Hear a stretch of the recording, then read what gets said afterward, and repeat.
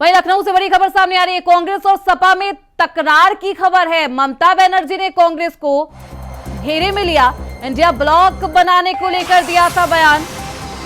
सपा ने सीएम ममता बनर्जी का समर्थन किया है। सपा नेता उदयवीर सिंह ने कहा ममता बनर्जी सीनियर लीडर है।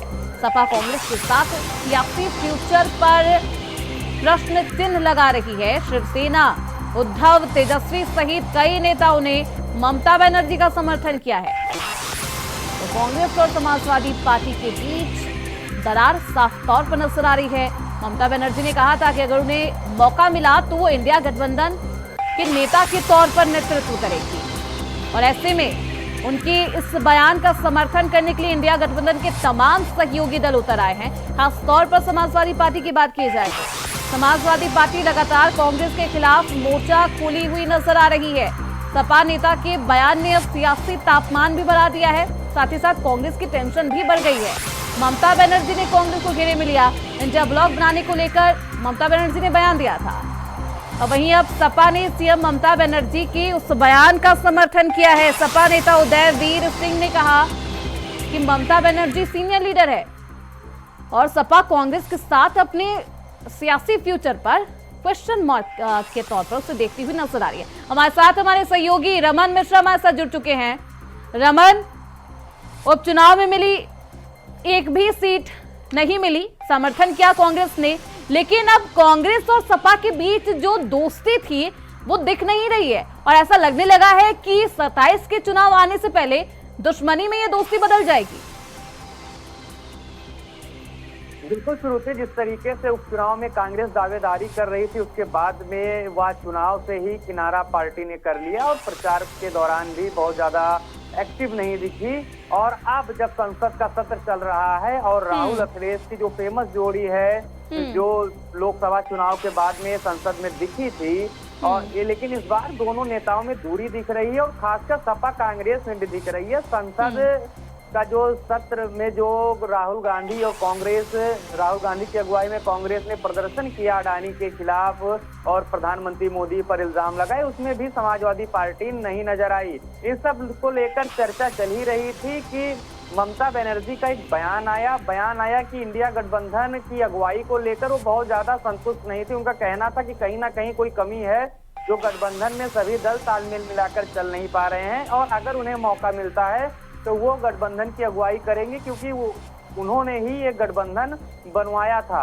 और ये बयान क्या ममता बनर्जी का आया कि पूरे देश की सियासत में खासकर इंडिया गठबंधन में एकदम अफरा तफरी सी मच गई। और इसी बीच समाजवादी पार्टी के नेता उदयवीर सिंह जो कि करीबी भी हैं अखिलेश यादव के, उनका बयान आया कि ममता बनर्जी बड़ी सीनियर लीडर हैं और अगर वो अगुवाई करती हैं इंडिया गठबंधन की तो उन्हें कोई दिक्कत नहीं है। वो नहीं, ऐसे में सवाल रमन ये उठता है कि क्या राहुल गांधी को समाजवादी पार्टी सीनियर नहीं मानती या कांग्रेस को उस लायक नहीं समझती कि वो इंडिया गठबंधन का नेतृत्व कर सके? इस बयान के सियासी मायने क्या है? बिल्कुल, ममता बनर्जी का बयान का सियासी मायने दूसरे हैं, लेकिन बात जो आपने कही कि राहुल गांधी को अखिलेश यादव क्या मानते हैं, सीनियर मानते हैं कि बड़े नेता मानते हैं, इसको लेकर चाहे हरियाणा का चुनाव रहा हो, एमपी का चुनाव रहा हो, महाराष्ट्र का चुनाव हो, अखिलेश यादव के जिस तरीके से बयान से कहीं ना कहीं वो कांग्रेस से अपने अधिकार, वो जिस तरीके से बयान देते हैं कि लगता है कि कांग्रेस उनका अधिकार खा रही है। और कहीं ना कहीं अपने इंटरव्यूज में भी वो कहते हैं, अभी उन्होंने हाल में एक इंटरव्यू दिया जिसमें उन्होंने कहा कि कभी कांग्रेस भी भाजपा के रास्ते पर चलती थी और कांग्रेस खत्म हो गई वैसे भाजपा खत्म हो जाएगी। आप अखिलेश यादव के बयान से इस चीज को समझ सकते हैं कि दोनों के बीच में क्या चल रहा है। उपचुनाव में जिस तरीके से सपा और कांग्रेस के बीच में कसूकस हुई, 5 सीटों का मामला था, फिर 4 सीटें आई, 3 सीटें आई, 2 सीटों पर बात बनी, उसके बाद में कांग्रेस पूरी किनारे हो गई और समाजवादी पार्टी ने तरफा ऐलान कर दिया कि हम लोग साथ में चुनाव लड़ रहे हैं बिना कांग्रेस के।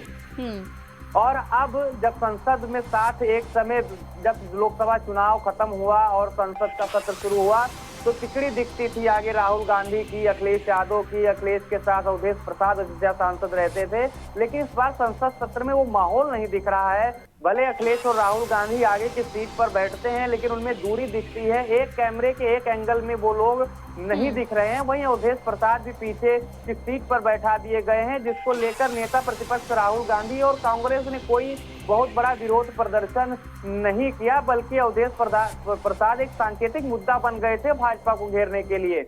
और जिस तरीके से अब कांग्रेस ने यहाँ पर अपनी जो कार्यकारिणी थी उसे भंग करके एक नई टीम बनाने की तैयारी की है, उसे भी इस रूप में देखा जा रहा है कि कांग्रेस और सपा 2027 में भले साथ लड़ें, लेकिन 27 तक इन दोनों के बीच में आपस में एक दूसरे को बड़ा दिखाने के लिए और ये दिखाने के लिए कि हम किसी से कम नहीं है, यानी कि वर्चस्व की लड़ाई है इस बार, और वो साफ तौर पर दिख भी रही है, क्योंकि ममता बनर्जी ने रमन जिस तरीके से बयान दिया है नेतृत्व करने का कि उन्हें अगर अगुवाई का मौका मिले तो वो करेंगी। लेकिन ऐसे में अब ये भी कहा जा रहा है कि इंडिया गठबंधन का नेता कौन होगा, इसके लिए भी चुनाव किया जाएगा। बिल्कुल सर, ममता बनर्जी के बयान से यही तो राजनीति शुरू हो गई, क्योंकि जो अभी तक नेता अगुवाई कर रहे हैं इंडिया गठबंधन की, वो कांग्रेस अध्यक्ष मल्लिकार्जुन खड़गे कर रहे हैं। ऐसे और कांग्रेस को सबसे बड़ी पार्टी है उस गठबंधन की। ऐसे में ममता बनर्जी के बयान के बाद में जिस तरीके से महाराष्ट्र में जो उद्धव गुट है शिवसेना, और साथ में अजीत पवार की बेटी सुप्रिया सुले ने भी इसका स्वागत किया है, और फिर अखिलेश यादव की पार्टी से भी इसका स्वागत हुआ। यानी कहीं ना कहीं से कांग्रेस को घेरने की तैयारी है। आपको बता दें कि कांग्रेस इस गठबंधन को लीड कर रही है, उसके बावजूद जिस तरीके से महाराष्ट्र में हार हुई और अब सपा और शिवसेना उद्धव गुट में रार छिड़ी हुई है।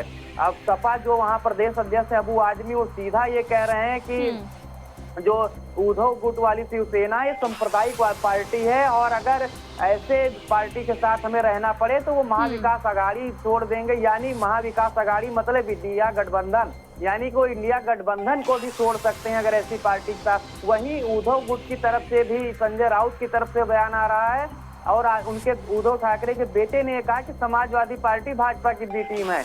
यानी कि कांग्रेस लीड कर रही है, और उसके जो दल हैं, जो सहयोगी दल हैं, वो यानी कि इंडिया गठबंधन नेतृत्व कर रही है, लेकिन सहयोगी दलों को उन पर भरोसा नहीं है, यकीन खत्म हो चुका है। ऐसे में सियासी तापमान भी हालांकि बढ़ चुका है। अब देखना बेहद दिलचस्प होगा कि क्या ये दोस्ती बरकरार रहती है कांग्रेस और समाजवादी पार्टी की, क्या सहयोगी दल का इंडिया गठबंधन का नेतृत्व कांग्रेस ही करती है, या फिर आने वाले समय में जो तस्वीरें हैं वो बदलती हुई सबको नजर आएगी। बहुत शुक्रिया रमन आपका इन तमाम जानकारियों के लिए।